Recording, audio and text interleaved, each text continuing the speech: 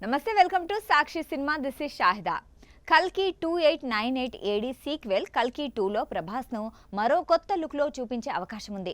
నాగ్ అశ్విన్ దర్శకత్వంలో ప్రస్తుతం షూటింగ్ కొనసాగుతోంది. కొత్త పాత్రలు, కాస్టింగ్ మార్పులు, భారీ సైన్స్ ఫిక్షన్ కథతో సినిమా రూపొందుతోంది. పాన్ ఇండియా స్టార్ ప్రభాస్ నటించిన కల్కి ఆడియన్స్ను ఎంతగానో ఆకట్టుకుంది. ఈ సినిమాలో దర్శకుడు నాగ్ అశ్విన్ ప్రమోషన్ సమయంలో ప్రభాస్ను ఒకే లుక్లో చూపించి సినిమాలో మరో లుక్తో సర్ప్రైజ్ ఇచ్చారు.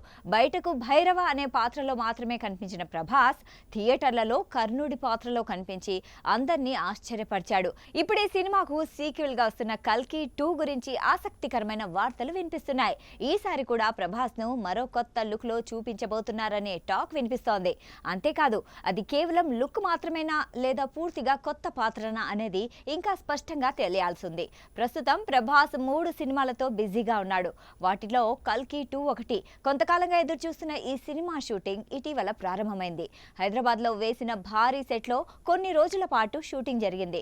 ఇప్పుడు చిన్న బ్రేక్ తీసుకున్న టీం మే మొదటి వారంలో కొత్త షెడ్యూల్ మొదలు పెట్టాలని ప్లాన్ చేస్తోంది. ఈ షెడ్యూల్లో ప్రభాస్ కూడా పాల్గొంటారని సమాచారం. ఇక ఈ కొత్త షెడ్యూల్లో ప్రభాస్ పూర్తిగా కొత్త డిజైన్ చేసిన లుక్ లో కనిపిస్తాడని తెలుస్తోంది. ఈ లుక్ మొదటి భాగంలో కనిపించిన భైరవ లేదా కర్ణ పాత్రలకు ఏమాత్రం పోలిక లేకుండా ఉంటుందని చెబుతున్నారు. ఈ మార్పు ప్రేక్షకులకు మంచి సర్ప్రైజ్ ఇస్తుందని మూవీ టీం భావిస్తోంది. ఈ సినిమా మహాభారత కథతో పాటు సైన్స్ ఫిక్షన్ అంశాలతో రూపొందుతోంది. సినిమాలో అమితాబ్ బచ్చన్ అశ్వత్థామగా, కమల్ హాసన్ సుప్రీం యాస్కిన్ పాత్రలో కనిపించనున్నారు. అయితే మరో ముఖ్యమైన విషయం ఏంటంటే ఫస్ట్ పార్ట్ లో సుమతి పాత్రలో నటించిన దీపికా పదుకొనే ఈ సీక్వెల్ లో నటించడం లేదు. ఆమె స్థానంలో కొత్త హీరోయిన్ ను ఎంపిక చేయాలని మూవీ టీం ఆలోచిస్తోంది. ప్రస్తుతం ప్రియాంక చోప్రా, సాయి పల్లవి పేర్లు బలంగా వినిపిస్తున్నాయి.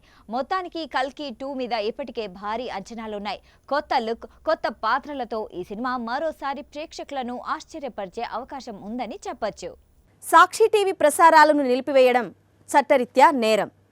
సాక్షి టీవీ ప్రసారాల కోసం మీ స్థానిక కేబుల్ ఆపరేటర్ని వెంటనే సంప్రదించండి. డిటిహెచ్లో, ఇంటర్నెట్లో కూడా సాక్షి టీవీ ప్రసారాలను వీక్షించవచ్చు.